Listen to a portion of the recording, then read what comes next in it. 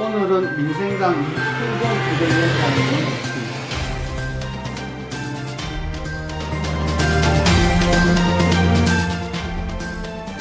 민생당 국민들이 좀 이렇게 이전에 좀 들은 것 같은데 그 이후 어찌 됐나 좀 궁금해할 수 있겠습니다. 조금 설명 부탁드립니다. 민생당의 그 호남의 그 대한신당, 민평당, 네. 그리고 그 바른미래당 이 세 당이 이제 총선 전에 지난 총선 전에 합쳐가지고 만든 당이잖아요. 네. 그 민생당의 그 이름은 이제 정동영 그 민평당 그 대표가 이제 제안을 해서 이제 만들어진 이름인데 그때는 의석수는 제법 됐겠네요. 그때 30명 정도가 있었죠. 예. 근데 그 민생당 만들어지기 직전에 그 바른미래당이죠. 그러니까 네. 바른미래당에서 안철수 전 대표가 손학규 대표랑 그 비대위 위원장 체계가 합의가 안 되면서 안철수 대표가 탈당을 했잖아요. 네. 그래서 그 당시 저는 이제 바른미래당의 이제 그 선거 기획 이제 단장 역할을 이렇게 하고 있었는데 총선을 앞두고 바른미래당의 이름만 가지고는 좀 어렵겠다 이렇게 싶어서 새로운 제3지대 창당, 재창당을 하자. 그 재창당을 할 때 좀 광범위하게 그 호남에 있는 당까지 포함을 하고 또 그 당시에는 이제 사실 김종인 대표도 그때 이야기됐던 왜냐하면 중도 실용을 표방했던 거니까 그래서 그런 분들을 중심으로 해서 당을 이제 새롭게 만들려고 하는 이런 흐름이 있었는데 어쨌든 그 흐름이 이제 안철수 대표의 그 탈당으로 해서 1차 그거는 실패하고 그래서 나머지 부분들이 합쳐서 만든 그러니까 나머지 부분 하는 것은 다시 말씀드려서 바른미래당, 대한신당, 민평당 이게 합쳐서 만든 당이죠. 근데 이렇게 만든 당이 이제 총선에서 결국은 이제 한석도 못 얻고 이제 실패를 했죠. 굉장히 어떻게 보면은 제3지대 정치 세력으로서 정말 그 굉장히 그 어떤 참혹한 그런 어떤 평가, 국민으로부터 그런 평가를 받고 굉장히 이제 어려운 지경에 빠졌죠. 수습을 하기 위해서 그 최고위원들이 이제 이거 비대위 체제로 전환하고 그 비대위 위원장으로서 이제 제가 이제 추대가 돼가지고 지금 이제 그 민생당 비대위원장으로 일하고 있습니다. 그러면은 이 작년 5월달에 비대위 체제로 출범을 했네요. 예. 그러면 우리 비대위원장께서 그 이후에 좀 당에 대한 어떤 말하자면 변화와 혁신을 이렇게 이 추동했으리라 보는데 어떤 부분들을 이뤄왔습니까? 제일 중요한 것은 저는 이제 제3지대 정치 세력의 대표 주자로서 양당 정치를 넘어서서 새로운 대한정당으로서 제3지대 정치를 해보자. 이런 기치로 쭉 한 8년 동안 활동을 해왔던 거거든요. 근데 이게 결국 성공을 못했어요. 총선에서 평가를 받고 성공을 못했는데 제가 제일 먼저 고민을 한 거는 왜 당이 이렇게 됐느냐. 왜 제3정치가 이렇게 어떻게 보면은 몰락했느냐. 이 원인을 잘 알아야 대안을 세우잖아요. 그러니까 그 원인은 새로운 대안의 정치가 가져가야 될 가치가 뭐다 하는 게 명확하게 없었기 때문에 흩어졌다 이렇게 생각을 해요. 그래서 그 가치를 세우는 것에 초점을 두고 6개월 동안 활동을 해왔고 그 결과로서 제3정치 경제론이라고 하는 것을 만들었습니다. 그걸 제가 가장 보람이라 생각합니다. 세 번째 본인이 뭐냐? 근데 거기에 대한 해답을 구해왔다는 이야기죠. 그렇습니다. 그렇죠. 그것이 제3정치 경제론이라는데 그럼 이게 이제 궁금해지네요. 제3정치 경제론. 이게 대해서 좀 부탁드리겠습니다. 한마디로 제3정치 경제론이 뭐냐면 한마디로 하기는 딱 두 마디를 해야 되는데 하나는 기득권 담합 체제를 해체하는 것. 기득권 담합 체제. 예. 두 번째는 여야를 포함한 거네요. 여야를 포함한 거죠. 두 번째는 해체만 한다고 되는 게 아니고 존재 가치를 구현하는 것. 이 두 가지가 핵심적인 이야기입니다. 제가 이제 2008년도에 기본소득론을 제가 처음으로 만들었어요. 2008년도에 제가 민노총 연구원장 시절인데 그때 막 자살하는 사람이 많고 그 여러 가지 경제 어려움 때문에 그래서 자살하는 사람이 많은데 왜 이 자살하고 극단적 선택을 하는 사람들에 대해서 이 사회가 어떤 대책이 없는가. 그리고 나름대로 김대중 노무현 정부에서 그 민주화 세대들이 정권을 잡아서 한다고 했는데 이런 일이 왜 일어났냐. 이런 거에 대한 궁금증을 가지면서 이제 제가 쭉 이렇게 연구를 해보니까 결국은 정권을 잡았어도 이 사람들이 이 그 사람의 존재에 대한 가치를 제대로 이해를 하지 못하고 그 노동 가치란 측면만 보고 있었기 때문에 이 기본적으로 노동 가치라고 하는 거는 노동 시간에 따른 임금의 대가잖아요. 근데 사회가 이미 변했잖아요. 일자리도 없어지고 잉여인간이 되잖아요. 그러니까 잉여인간에 대해서는 취급을 안 해주는 사회가 됐거든요. 근데 잉여인간도 사실은 가치를 만들어내는 존재다.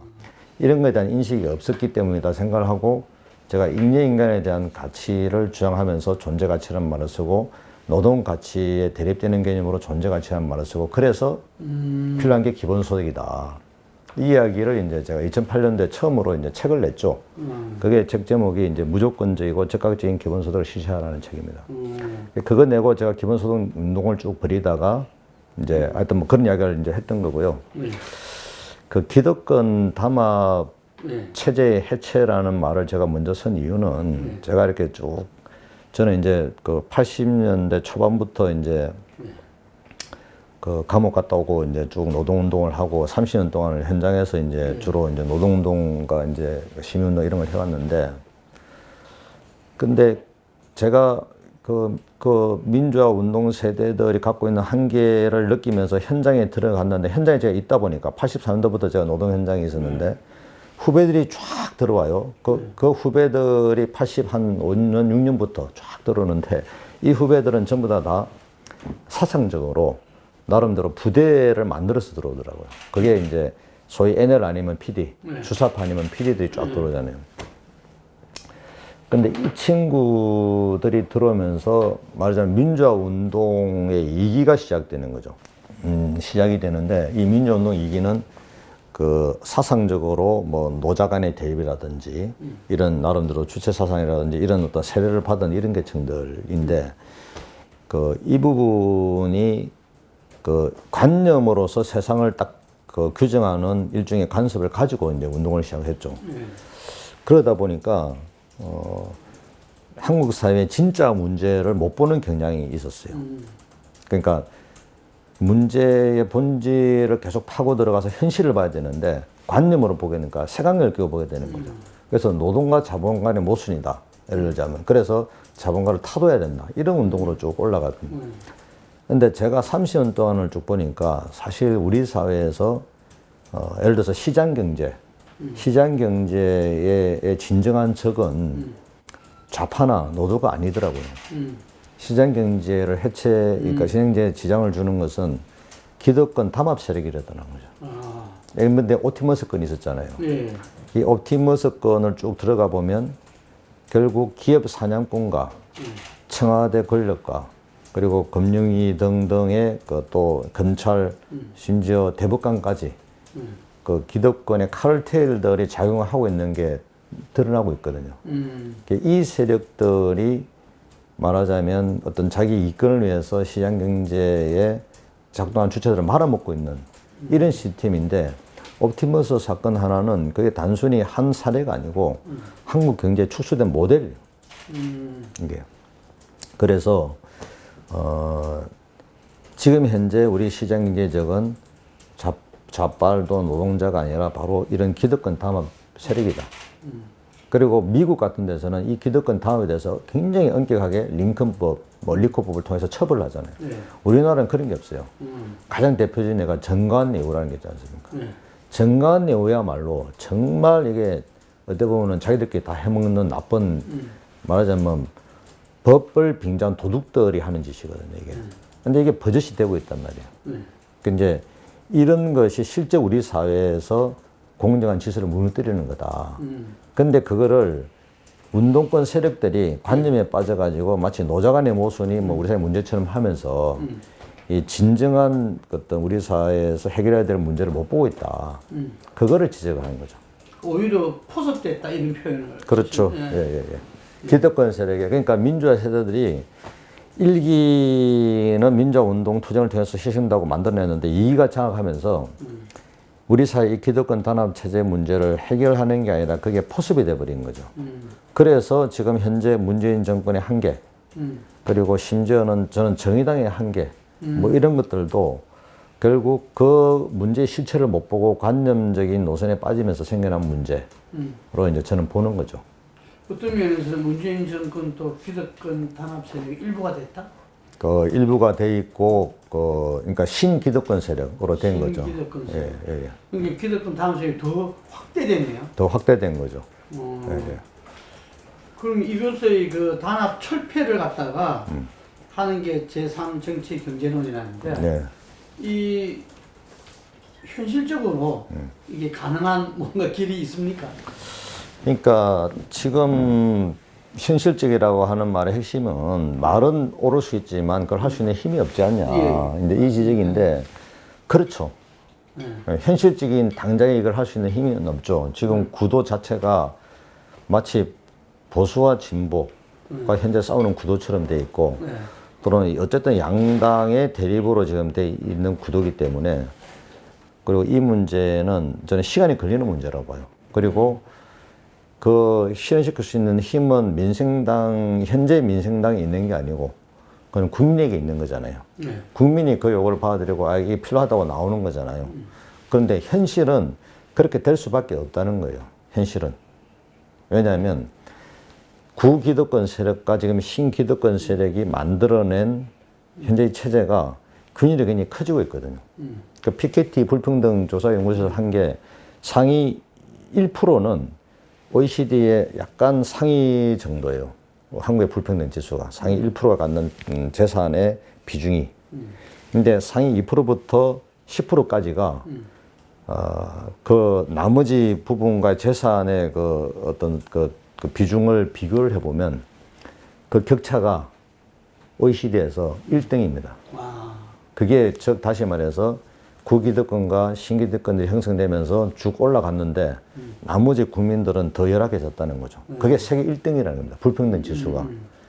그러니까 이제 민주당의 기반이라는 것과 옛날에 그 지금 이제 국민의힘이라는 그 기반이 어떻게 보면은 당이 다른 것처럼 보이지만 그 신구 기득권이 합쳐지면서 쭉 올라간 거죠.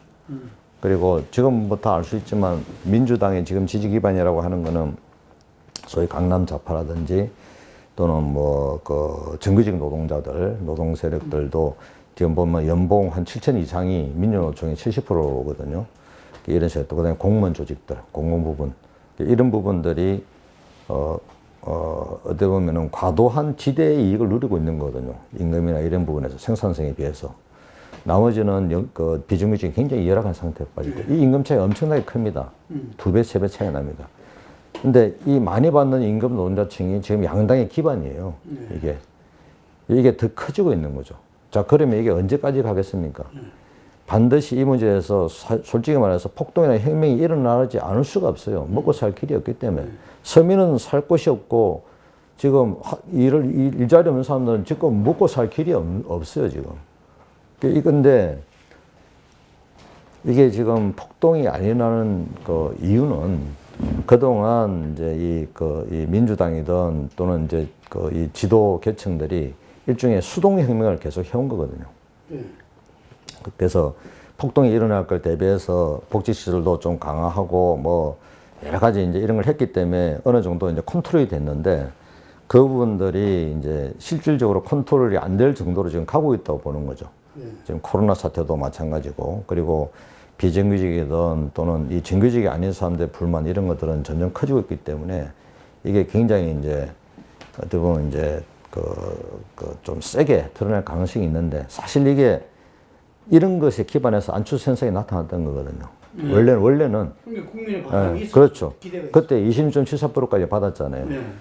그 국민의당이 그런 그 국민들의 불만이나 이런 거를 정확하게 대변을 해서 이 수동 혁명이 아니라 능동적인 혁명으로 어떤 이런 시스템들을 바꾸는 작업을 했어야 되는데 그거를 못했던 거죠.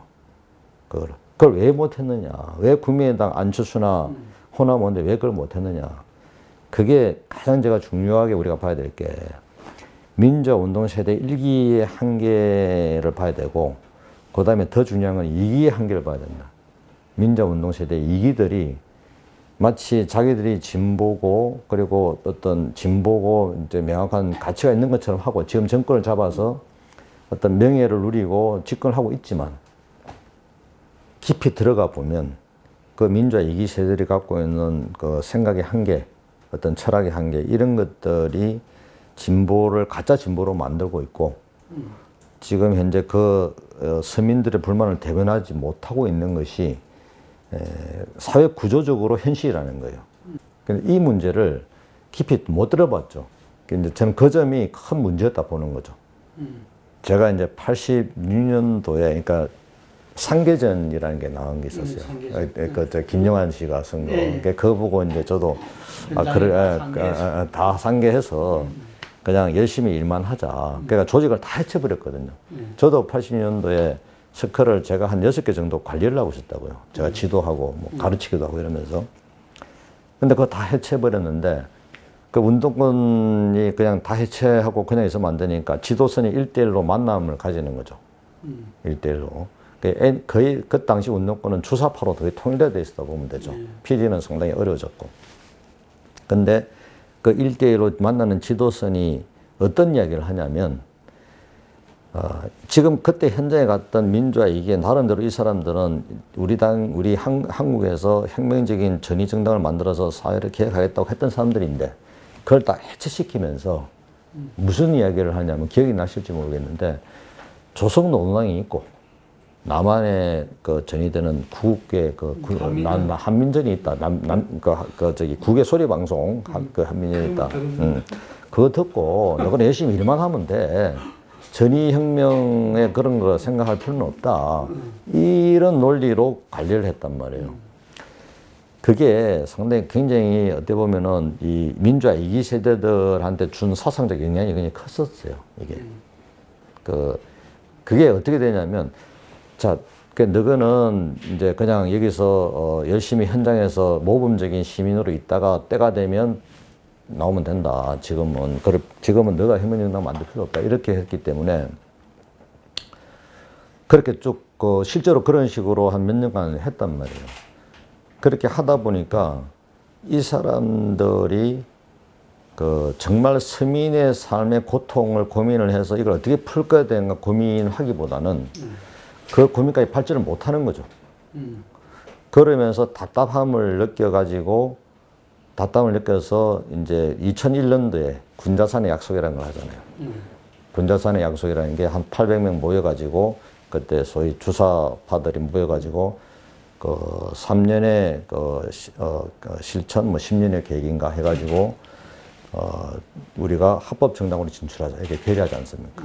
그래가지고 이 사람들이 막 만화가게도 차리고 현장에 다시 이제 들어가가지고 민주농당도 장악하고 또 민주당도 장악하고 이렇게 들어가잖아요. 그러니까 한국에서 운동했던 민주화 세대들이 정말 이 서민들이나 국민의 삶을 가지고 이 세계적인 흐름 속에서 어떻게 발전시켜야 될 건가에 대한 고민의 지점들이 일종의 조선노동당의 남한 혁명의 방침에 의해 가지고 약간 질곡으로 작용한 측면이 있는 거죠. 그냥 여기서는 열심히 해서 권력만 잡으면 된다. 그리고 중요한 거는 저쪽에서 한다, 위에서 한다. 이런 경향들이 강경하게 있었다는 거죠. 이 문제 때문에 거기서 이제 그 세력들이 근데 민주노총에도 들어오고 온데 다 들어가서 이제 그걸 합니다. 근데 결정적으로 이제 창조적인 혁명, 정신 이런 것들은 굉장히 약화되고 권력을 잡는 문제에만 몰두하게 되죠. 그리고 사회가 변하면서 북한의 영향도 줄어들고 또 막스레닌주의도 파탄이 나지 않습니까? 그러니까 그 이후 그런 걸 넘어선 새로운 대안의 전망을 세우기보다는 남은 것은 관계와 권력 의지만 남게 되는 거죠. 운동권 세력들이. 그러다 보니까 결국 상당히 좀 아류적인 운동, 이제 머물면서 지금 현재 진보 진영의 전체 한계를 규정하고 있는 거죠. 그런 상태에서 나온 게 이제 그 대중들의 일반 시민들의 불만이 이제 안철수 현상이었고 제3 정치에 대한 요구였는데, 그러면 그 주체들이 그 한계를 넘어설 수 있었냐가 중요한데 그걸 못 넘어섰던 거잖아요. 그게 굉장히 어려운 문제잖아요. 어려운 문제이기 때문에 안철수든 누구든 간에 그걸 넘어서려면 정말 그런 민주화운동의 이기가 가졌던 사상적인 한계를 넘어서는 어떤 치열한 고민 속에서 그게 정책과 결합이 돼야 되는데 그런 건 없었던 거죠. 문제의식은 있었지. 저게 문제다. 그래서 상징적인 애가 그때 새정치민주연합 만들고 막 할 때 국민의당 탈당하는 과정에서 가장 탈당이 중요한 탈당 명분이 뭐였는지 혹시 기억나세요? 안철수 대표나 이런 사람들이 했던 딱 하나였어요. 친문 패권주의였거든요. 근데 패권주의라고 하는 거는 정치 행태지 정치 노선은 아니잖아요. 그러니까 너가 다 하고 나는 뭐야 삐져가지고 탈당한 것처럼 돼버린 거거든요. 근데 그때는 그런 수준의 그 탈당의 명분이었는데, 그러면 그다음 뭐 해야 될 일은 이런 친문 패권주의라는 정치 형태가 왜 나타났는가, 그리고 그걸 극복하기 위해서 뭘 해야 될 거냐를 진전을 시켜야 되는데 얘기도 그걸 못한 거죠. 국민의당도 그걸 못한 거죠. 그걸 못하고 그냥 그게 중도 실용 이런 수준으로 담론이 만들어졌잖아요. 그러니까 보수가 있고 진보가 있고 그 중간적인 개념. 그게 그 제대로 이론적 담론이 발전을 못하고 갇히면서 결국 권력투쟁이나 공천 갈등만 부하게 돼버린 거죠. 그것 때문에 제3지대 정치가 망한 거예요. 그래서 그것 때문에 그러면 민생당이 완전히 망했는데 그럼 제가 비상대책위원장으로 무엇을 해야 될 거냐. 이거 넘어서려면 아무리 힘들어도 중도 실용이라고 하는 그 덫을 넘어서야 된다는 거예요. 그래서 만든 게 제3정치 경제론이에요. 이제 그냥 볼 때는 같은 거 아닌가. 제3의 길이라는 게 우리 국민들한테는 이 좌도 아니고 우도 아니고 또 다른 하나의 길. 이게 결국은 제3의 길이고 그게 중도 아니냐 이런 인식들이 있거든요. 그게 전혀 다르다는 이야기죠. 다르죠. 그래서 제가 분명하게 이야기한 게 이제 기득권 담합 세력 해체라고 하는 걸 이야기해요. 제3정치 경제 새로운 길인데 그 길의 핵심은 현재 우리나라의 암덩어리가 기득권 세력이다. 단순히 기득권 세력을 이야기하면 기득권의 담합 행위다. 카르텔이다. 이거를 깨지 않으면 이 근본적 수술이 안 된다고 하는 거를 제기하는 것은 이제 제3정치 경제로 유일한 거죠. 기득권 담합 세력을 깨는 것은. 기득권 담합 세력이 기존에 우리가 항상 기득권을 했을 때는 재벌이라든지 그 다음에 뭐 검찰이라든지 족벌 언론이라든지 그리고 그 상층부에 있는 그 보수 정당 정치인들이라든지 이렇게 좀 꼽았잖아요. 근데 이게서 아까 말씀하신 민주화 2세대가 신기득권 세력으로 지금 됐다고 이야기하잖아. 그게 요 양자 사이도 카르텔이 있다는 이야기입니까? 지금 신기득권 세력, 구기득권 세력. 그렇죠. 카르텔이 있다. 그렇죠. 그러니까 그 옵티머스 사건을 쭉 들여다보면 그 옵티머스에서 그 트러스트 오일이라고 하는 비자금 저수지가 있잖아요, 회사가. 그 트러스트 오일이라는 비자금이 어디로 흘러가냐면 이낙연 사무실로 흘러가잖아요. 이낙연 민주당 당 대표 선거 사무실로 돈이 흘러가잖아요. 그리고 그 흘러간 돈, 그러니까 옵티머스의 투자금과 삼보와의 관계도 또 있고, 이게 모든 게 다 이렇게 이제 연결이 되어 있는 건데, 지금 그 열린 공감 TV라고 요즘 막 이제 그 강익근 기자가 이제 막 이제 지금 팩트를 가지고 이제 강진구 기자가 막 이제 팩트를 가지고 터뜨리고 하는 걸 이제 쭉 보면 그런 어떤 말씀드렸던 그 유착 관계 이런 것들이 다 이제 보이고 있는 거거든요. 그래서 우리가 그냥 그때 약간 추상적으로 봤던 그 기득권의 유착 고리들이 그걸 통해서 드러나고 있기 때문에 이제 그거를 실체를 가지고 이야기할 수 있는 이런 상황이 된 거죠. 외향적으로는 계속 서로 이렇게 싸우고 있는 거잖아요. 국민들이 볼 때는. 그러니까 싸우고 있는 것처럼 보이는데 그거는 이제 기득권 안에서 그 밥그릇을 가지고 싸우는 것이고 실제로 이 기득권층과 일반 서민 간의 싸움은 아니죠. 그 양당의 싸움이라는 게 지금 민주당과 국민의힘의 싸움이라는 게 그러니까 한국 사회의 진정한 갈등 구조는 기득권 당학계층 대 일반 힘없는 국민 간의 갈등인데 그 갈등을 대변하는 정치 지금 구조는 아니고 기득권 간의 신구 기득권 간의 갈등인 거죠. 그래서 제가 지금 현재 한국 정치판은 대단히 지금 현재 한국 정치 현실을 반영하지 못하는 판이 되겠다 이렇게 얘기하는 거죠. 그러니까요. 이제 그 측면에서 이제 제가 이제 선거를 쭉 보면은 노회찬 선배한테 그런 말을 했는데 계급 반대 투표 성향이 우리 정치에 너무 심하다. 왜냐면 금방 이야기한 신구 기득권 카르텔과 그 사람들의 그 되지 못하는 그렇게 어려운 분들 이게 이 사람들이 오히려 구기득권 세력에 대한 지지가 상당히 높거든요. 그때 이제 노회찬 선배 같은 경우는 우리가 잘 못해서 그렇다. 자기들 편인 거를 갖다가 그 사람들이 알면 되는데 그걸 우리가 제대로 못하니까 자기 편이 누가 누군지를 모르고 그 사람들을 갖다가 보면은 이런 조사 보면은 100만 원 이하는 압도적인 지지잖아요. 국민의당에 대해서. 그래서 이런 것도 아마 쭉 그동안 이렇게 정치판에 들어와가지고 쭉 보셨을 건데 이게 극복 가능성이 있다고 봅니까? 그렇죠. 그거는 이제 말로 극복되는 건 한계는 있을 거라고 봐요. 그러니까 이제 국민들이 느껴야 되잖아요. 아, 이게 내가 막 이렇게 정말 사는데 정말 힘들다.